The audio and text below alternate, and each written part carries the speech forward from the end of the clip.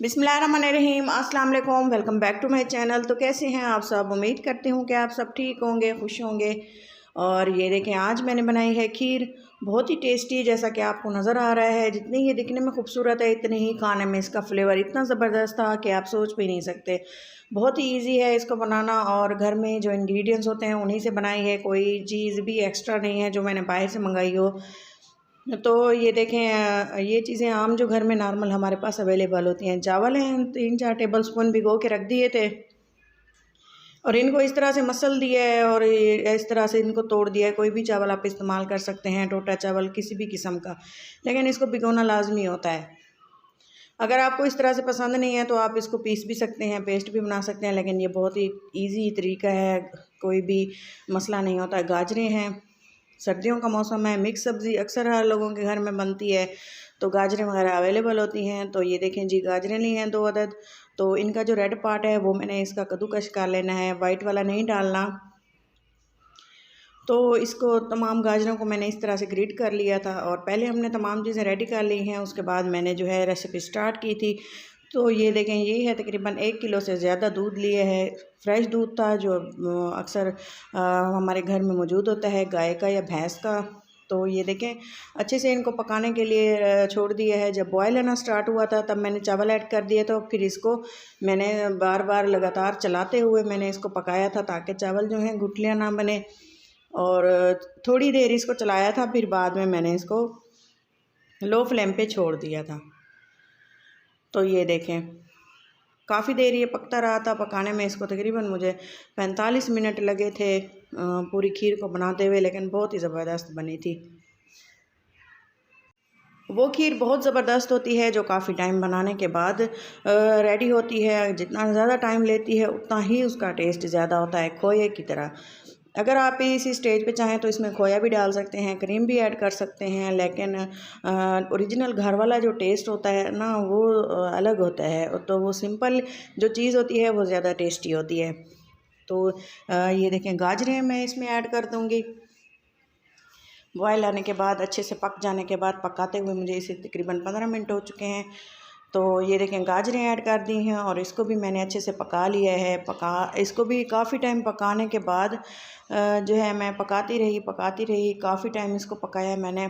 तो जब ये पानी इसका तमाम खुश्क हो गया था, तब मैंने इसमें 3 टेबल स्पून चीनी डाली है। चीनी आप जितनी कम डालेंगे, खीर उतनी ज़्यादा आप लोगों से खाई जाएगी, क्योंकि बेशक सर्दियां हैं, मीठे का ख्याल रखना चाहिए। ज़्यादा मीठा खाने के बहुत ज़्यादा नुकसान आते हैं। तो इस तरह से मैं थोड़ी सी हाथ रोक के चीनी डाली है, क्योंकि अक्सर घर में बुज़ुर्ग होते हैं, उन्होंने भी खानी होती है, तो चीनी मैं ज़्यादा ऐड नहीं कर रही है। देखें, कुछ बादाम ली हैं मिक्सी के जार में, इसको मैं पेस्ट बना लूँगी। तो ये देखें, इस तरह से फ़ाइन सा मैंने जो है दूध बना के डाला है बादाम का। तो ये इलायची है, अगर आप इसे चाहें तो पेस्ट पाउडर बना के भी डाल सकते हैं, मैंने इसे डाल दी। तो ये देखें, अच्छे से इसको फिर से मैंने पकाया है साथ खड़े होके। काफ़ी टाइम लगा था, लो फ्लेम पे इसको पकाया है। चावल भी खुद ही मैश होते गए थे, बिल्कुल ही फ़ाइन सी हमारी खीर रेडी हुई थी, बाज़ार से कहीं ज़्यादा बेहतर। घर वाली चीज़ का मज़ा ही कुछ अलग होता है। तो इसी दौरान अगर आप मेरे चैनल पर नए हैं तो ज़रूर इसको सब्सक्राइब कर दें, और वीडियो को लाइक कर दें। वीडियो को लाइक करें और चैनल को लाजमी सब्सक्राइब करें, ताकि मेरी हर आने वाली वीडियो आपको मिल सके। और ये देखें, कितनी ही फ़ाइन सी हमारी जो है खीर का प्रोसेस चल रहा है। तो वीडियो को अपनों के साथ भी लाजमी शेयर किया करें अगर पसंद आए तो, और फ़ीडबैक भी लाजमी दिया करें कमेंट करके कि मेरी वीडियो आपको कैसी लगती है। तो यहाँ पे देखें, काफ़ी टाइम हो चुका है खीर को पकते हुए। तो शक्ल आप देख सकते हैं, इसकी लुक कितनी ही फ़ाइन है। तो काफ़ी टाइम हो गया इसको पकाते हुए, और थोड़ी सी हम इसको मज़ीद इसको गाढ़ा करेंगे। तो इसके बाद हम इसकी नेक्स्ट जो है वो आपको बताएंगे कि इसका हमने क्या करना है।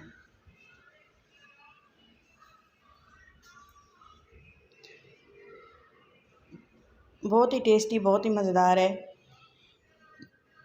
खीर हमारी बिल्कुल रेडी हो चुकी है। अब हम इसको डिश आउट करेंगे। कंप्लीट वीडियो को मुझे 45 मिनट लगे थे इसको खीर को रेडी करते हुए। 2 बर्तन लिए हैं, थोड़ी थोड़ी करके डालेंगे ताकि जल्दी ठंडी हो जाए। اور بہت ہی جلدی ٹھنڈی ہو جائے، کیونکہ بچے اور بڑے جو ہیں وہ انتظار کر رہے تھے کہ جلدی سے ریڈی ہو اور ہم اس کو کھائیں۔ بہت ہی اچھی سی، کیونکہ اس کی خوشبو پھیلی ہوئی تھی تو رہا نہیں گیا، صبر نہیں ہو سکا۔ تو یہ دیکھیں، اس کی تھوڑی سی ہم کر لیتے ہیں گارنشنگ۔ اس کو میں نے بادام اور تھوڑے سے کٹے ہوئے بادام، پستے اور اخروٹ جو تھے ان سے میں نے اس کو گارنش کیا تھا، سمپلی آسان۔ جو کھانا دکھنے میں خوبصورت ہوتا ہے وہی کھانے میں بھی مزیدار ہوتا ہے، تو چیزوں کو خوبصورت بنانا سیکھیں۔ اور اس طرح سے یہ دیکھیں تھوڑے سے پستے ڈال دیے ہیں، اور یہ ہماری تھوڑی سی ہو گئی ہے ڈیکوریشن۔